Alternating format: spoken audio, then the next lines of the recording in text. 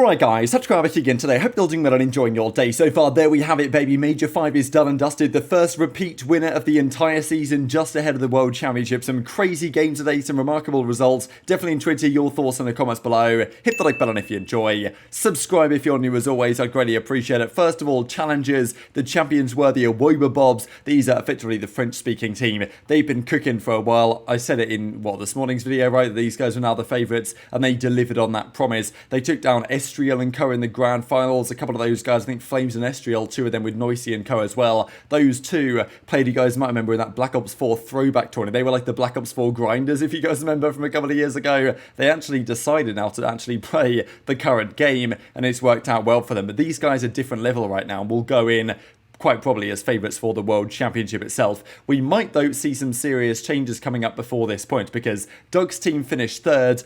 Good showing, I think, from Boston. They just fell short of that aforementioned team. But the issue is for them, they've got to win the online last chance qualifier. I believe if the top two teams were NA teams, they would have made it. But because of the seeding and how it worked, they ended up finishing third, and that's actually not enough to get them guaranteed to champs. So they would have to win an entire online LCQ.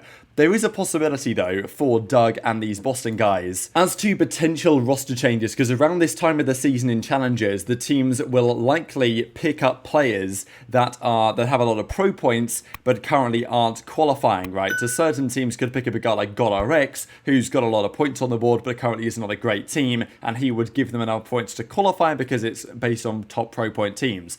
Now, for Doug and Co, if Kremp was to return to their team and Nero was to step back into the starting lineup, which is a possibility, it's not guaranteed, but it's possible that Boston would do that ahead of the World Championship, then they would probably have enough points, because I think Pentagram, if he was to make way in that case, Kremp would have more pro points, and therefore I think they would make it guaranteed. So some questions to answer for these guys over the coming days, but Doug is obviously frustrated with that defeat. Even the CDL put this upon stream, I thought was pretty spicy, right? Major FlopTic they come out with. 0-6 performance from the first seed. We'll of course look at what this means for the bracket for the World Championship tomorrow, which is a very interesting conversation. And OpTic, well, we'll see if it's actually achievable or not, because things still might depend exactly how they're formatting it. First of all, though, Rokkr versus FaZe. This reminded me a bit of when they played at Major 2. FaZe got the better of them, but Rokkr in that series was super competitive and it went all the way to a Game 5 round 11. This time it was a different story. Simp has figured it out, and it's got to be said, these guys were definitely in a slump for a while. As we've said before, whenever they're slumping, they're still a top 4 team, they still always make it to the Sundays, but this series was not even close, right? I mean, the entire team was performing well.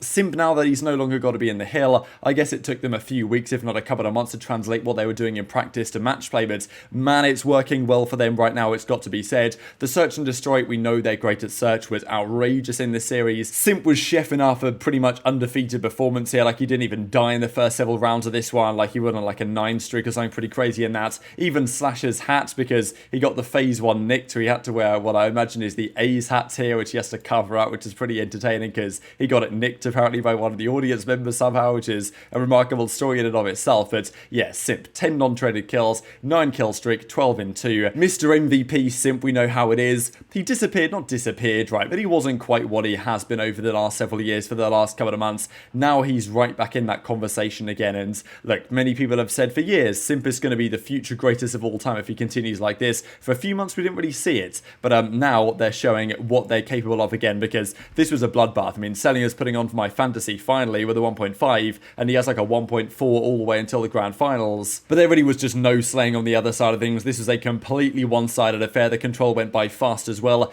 This, though, was to me the biggest series of the day in terms of what was going to happen there in the losers bracket. Ultra versus the New York Subliners. The home crowd in attendance. New York Subliners, of course, lost 3-2 in a series they probably should have won, right? I mean, they probably should have won the control they played against Ultra the first time around. This time, though, they win that opening half points, but all of a sudden, Ultra up 2-1 in the series, and they tie the job up, they win the control again, and they go to a game 4, where you would think Ultra really should be, you would imagine, winning one of these two maps. But Hydra, I said it yesterday that this guy has the best POV in the game. You watch moments like this, you can understand exactly why. The guy doesn't miss. He pops 5 sprees, 7 sprees for fun, and I mean, his numbers going from this point up until the end of the tournament were just absolutely ridiculous. His KDs he put up in pretty much every single series was just remarkable, and this is what he does to Ultra. They go game 5 though. Ultra won it before, and they won it quite comfortably with a Hicksy performance, but this time it was the other way around. And we can see the frustrations here on Scrappy, right, because he's had up to this point a pretty challenging weekend by his standards. Usually he's good for a 1.15, something like that,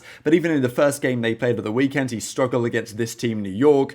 Again, he finds himself in a 1v1 here. Kismet gets the bomb down in a 1v1, and look, Scrappy has the first 2-3 bullets. Kismet snaps around and kills him, and we can see all that, you know, the Scrappy's frustration immediately after, right? He smashes on the desk right there, and yeah, he did it again actually as the game progressed here, and you can understand why, but yeah, just goes to show that he's not where he wants to be. He does, however, go big a couple of rounds later. He gets this kill on the bomb planter at the time in Kismet, and then does enough to win this team the round. So, I mean, look, he certainly had his moments, Scrappy, and he's not a bad player by any means. Of course, he's been absolutely frying, but, you know, his performance in this series will be frustrating to many, especially with that first round crumble against Kismet that would have really changed the momentum of the game. And even in these last couple of rounds here, right, I mean, this one was a complete toss out of the Toronto Ultra. 4v3 advantage. Everything's looking like here they're going to get through to round 11, no problem at all. Scrap flies out, and all of a sudden, all the kills are going to New York. Scrap goes for the trade, does get one, but his team dies around him, and he gets shot in the back here. His team can't trade it out, and Hicksy goes down as well, and that is job done with the defuse. So,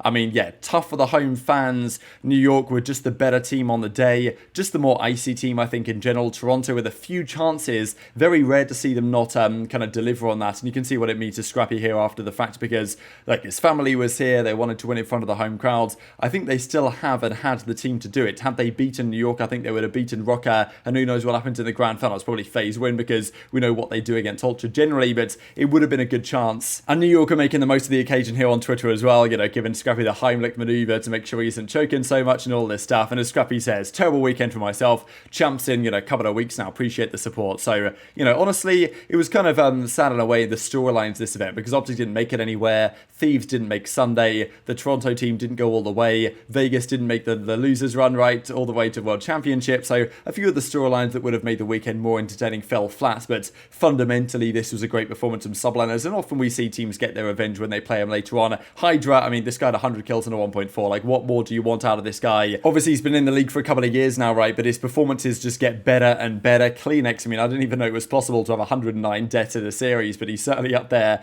And yeah, just wasn't enough for this particular team. The other series before we get to the finals, though, was so rapid fire that there's actually like 0 highlights even put on Twitter. Rokkr, I think Bance was frustrated at his teammates for the way that they performed here, because again, a full collapse on Rokkr. They have a chance, they've made champs, but on this basis, they're not going to do much at champs, right? They were looking quite good for some time. They beat Florida, right? They won their first round game against Boston, who ended top 12, but that was an absolutely rapid fire 3-0. And look at these numbers. Hydra had a 1.56 against Minnesota, a 1.39 against Toronto, and I mean, like a 1.32 overall KD going to the finals. Like, people who tell me there's no skill gap in this game, like, I really would like you to reconsider, because some of the things you see are remarkable. Will say, though, that was the 12th sweep at Major 5. By far the most we have had at a CDL tournament. Don't know what's up with that, I can't lie, but so many 3-0s this weekend for the better team, of course, in the series. I mean, the most we've had is 8 back at Major 2, another event that I was actually there, so kind of strange, to be honest. But maybe end of the year, the skill gap really starts to show, and you could definitely see that in this series. So, I mean, look, we saw Hydra at 1.4 in the last one. This time he's got basically a 1.6. Unbelievable stuff. But if some of the other storylines around this event fell a bit flat, at least we were treated to an absolutely banging grand finals. aBeZy tied the legendary TP in finals appearances, but they couldn't get the job done. Man,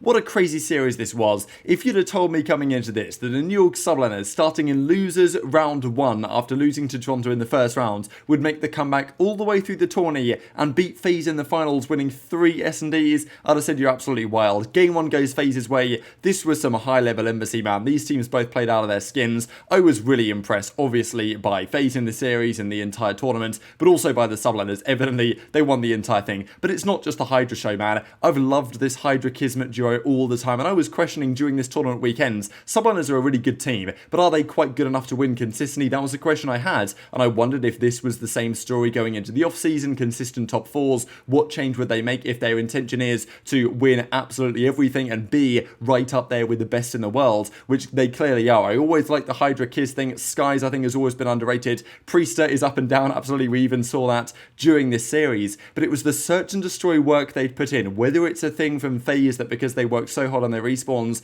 they have some weaknesses in those modes now. There's one specific map though, it's got to be said. This went FaZe's way hands down. They were dominant in control in this series. So many pieces of the FaZe jigsaw today were vintage FaZe. Good respawn gameplay, incredible control, and usually you'd expect the search and destroy to be there as well. Not the case today. Priester drops 3, I repeat, 3 kills, 3 in 19, a worse KD actually by the numbers than Zuma's 4 in 23. There was also another 3 this season, I think by Arcitys on aBeZy. That was online though, and that was in 3 rounds. This was in 4 rounds, so even worse than Priester, but fair play because he bounced back going forwards. I mean, there was a crazy spawn actually here towards the end, but in fairness, they did deserve this victory. Another just insane map from Hydra. How many insane maps does this guy have in a tag? It's unbelievable. I mentioned it the entire weekend how good this guy's looking, and when the push comes to shove, down 2-1 of the series, need to win a big hotel hardpoint, they do exactly that. This though was the map of the tournament as far as I see it, right? This should have been FaZe's all the way. The Bulldog Kismet got a crazy ace here actually in the 3rd round to put them up 2-1. Then Simp responded with a ridiculous 1 versus 3, gets the first kill, clutches up the 1 versus 2 as well after that, ties it up 2-2, and quickly FaZe are up 5-2. This is looking like vintage aLLeY FaZe. Super good on this map mode combination. They have been all year long. They've played so much of it. They go up 5-2, and you're thinking, all right, this is a 3-2 series. They're going into an aLLeY control, and aLLeY control is always the map so far this season where the grand finals have been decided, right? We've always seen it end on that map so far. It's always been like a 4-2 aLLeY control to finish things out, and it looked like it was going to be exactly that. A FaZe 4-2, they get the job done. GG, congratulations. But no,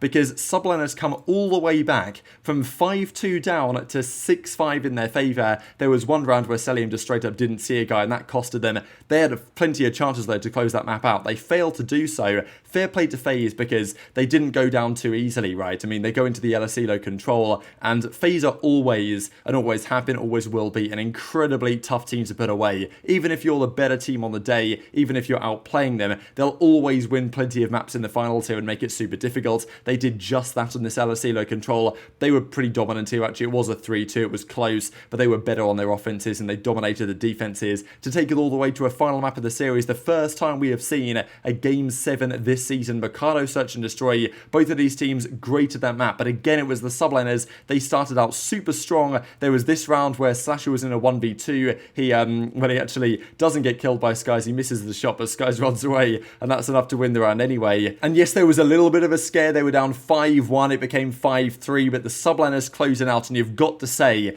they lift the squirrel, and it's the greatest losers run of all time, arguably. There's been a few other great ones, but to beat who they did in this losers bracket, to come into today, I was not thinking New York would take this tournament, right? I've called them the gatekeeper of kind of the top echelon of the teams for some time, but today they're the gatekeeper of the championship, and that might well be the case going forwards. Sets up some incredible storylines here. They 3-0'd Guerrillas, 3-0'd Vegas, 3-0'd Florida, took down Toronto in a crazy clutch series earlier today, destroyed Rokkr, and then beat FaZe in 3 search and destroys to win a Game 7. Absolutely unbelievable stuff. No doubt one of the greatest runs we've ever seen, and honestly, one of the greatest players we've ever seen in Hydra. Let's not put it lightly. This guy, MVP by far, dominated the tournament from start to finish, solidifies himself, in my opinion, now as the best European player we have ever seen, which is a remarkable thing to say, but it's absolutely true. And that is going to do it for today, so very much enjoyed to hear your thoughts in the comment section below. Hit the like button if you enjoyed, subscribe if you're new, take care, and I'll see you next time.